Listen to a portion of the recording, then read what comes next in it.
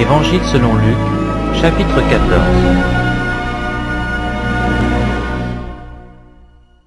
Jésus étant entré, un jour de sabbat, dans la maison de l'un des chefs des pharisiens, pour prendre un repas, les pharisiens l'observaient.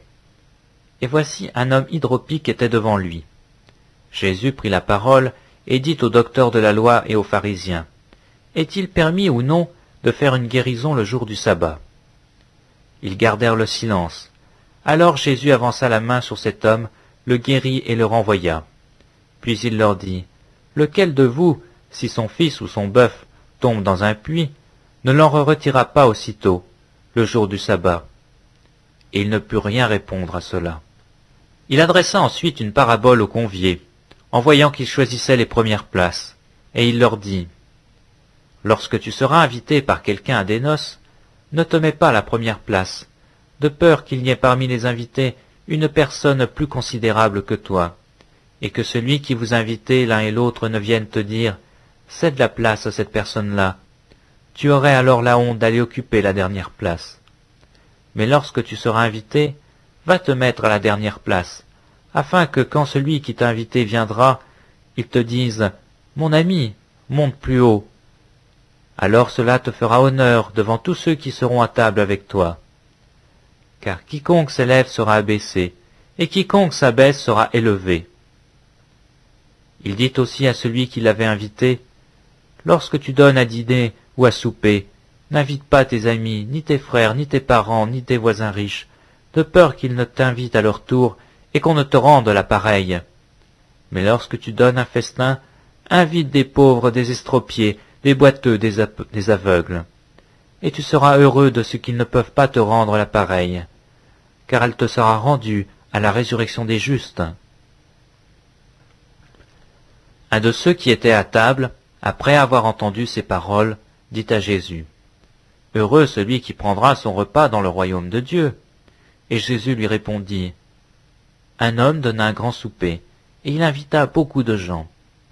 À l'heure du souper, il envoya son serviteur dire aux conviés, « Venez, car tout est prêt. » Mais tous, unanimement, se mirent à s'excuser.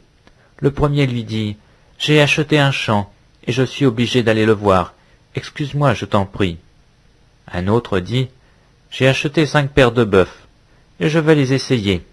Excuse-moi, je te prie. » Un autre dit, « Je viens de me marier, et c'est pourquoi je ne puis y aller. » Le serviteur, de retour, rapporta ces choses à son maître.